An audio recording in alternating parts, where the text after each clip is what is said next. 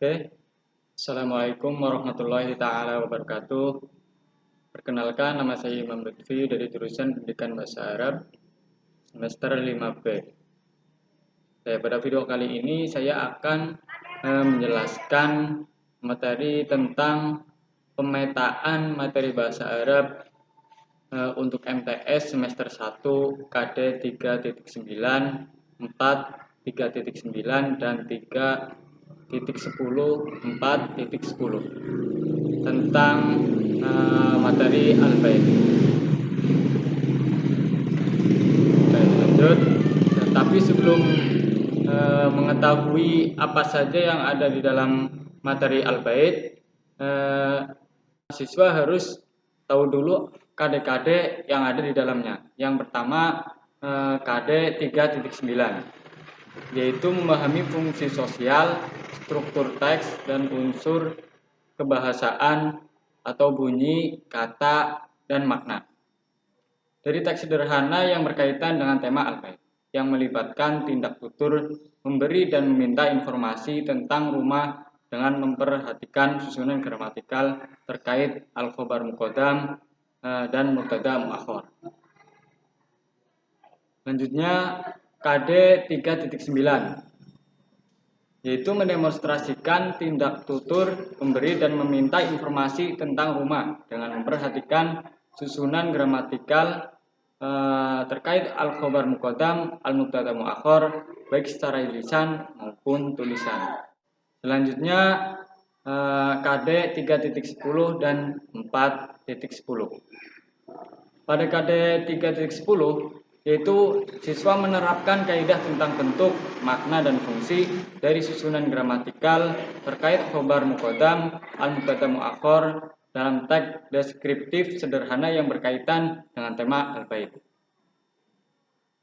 Selanjutnya pada KD 4.10 siswa menyusun teks deskriptif sederhana yang berkaitan dengan tema al-bait dengan memperhatikan bentuk, makna, dan fungsi dari susunan gramatikal terkait al-khobar muqaddam dan al-mubtada muakhar. Masuk pada pembahasan. Yang pertama terkait materi al-bait itu sebelumnya kita harus tahu mufradat apa yang ada di dalam materi al-bait. Yang pertama yaitu hurfatul julus, yaitu ruang duduk, hurfatul duyuf, ruang tamu, hurfatul naum, ruang tidur, dan hurfatul akli. Dan ada banyak lagi kosakata lain yang ada di dalam rumah.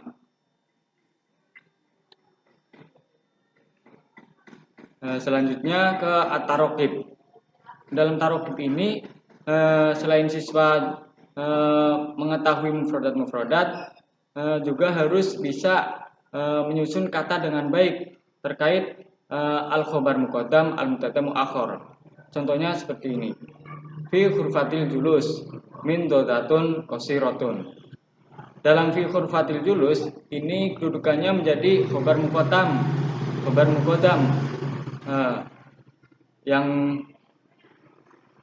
yang berada yang tempatnya di awal. Dan min dodatun qasiratun ini kedudukannya menjadi mubtada muakhar. Dalam materi ini khobar muqaddam itu didahulukan, dan biasanya kan mubtada berada di awal. Kalau yang ini menjadi di akhir, jadinya mubtada muakhar dan khobarnya berada di depan. Contoh yang lain, amamal baiti al-ustad mahirun. Amamal baiti yang menjadi khobar muqaddam, al-ustad mahirun yang menjadi mubtada muakhirnya. Selanjutnya pada al-kitabah. Di sini seorang siswa disuruh untuk menulis kembali teks yang di bawah atau yang berada disediakan oleh guru ya, dengan harokat yang lengkap. Contohnya seperti hadza baitun wa baiti jamilun wa kabirun, amamal baiti syari'un wasi'un, waro'a baiti hadiqatun jamilatun. wa bijiwari baiti masjidun kabirun.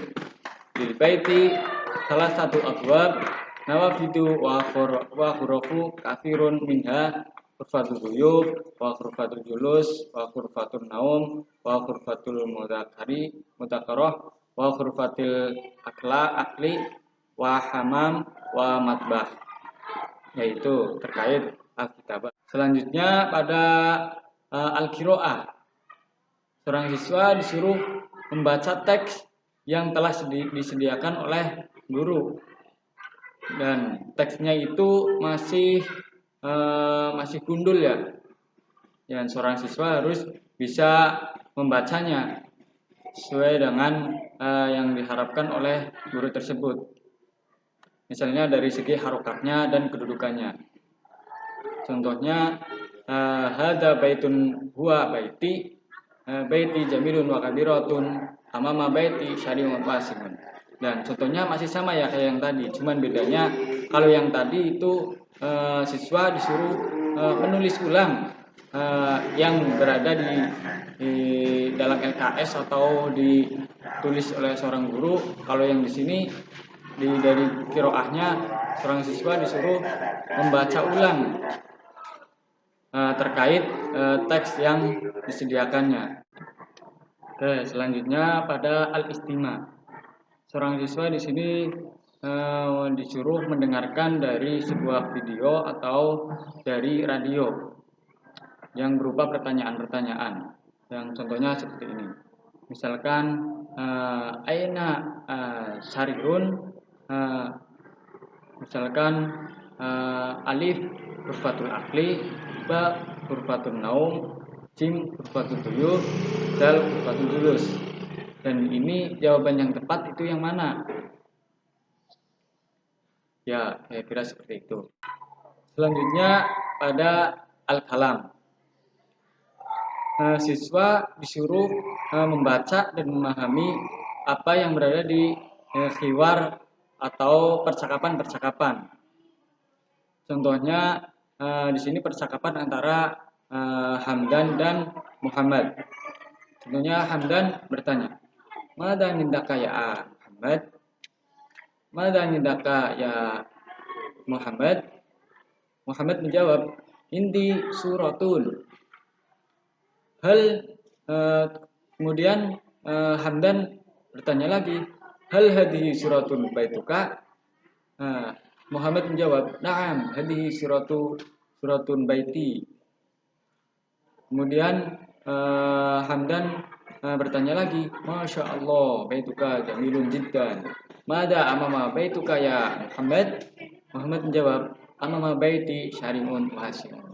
Ya, contohnya kira-kira seperti ini. Ya, kurang lebihnya terkait materi al-bait ya seperti itu ya.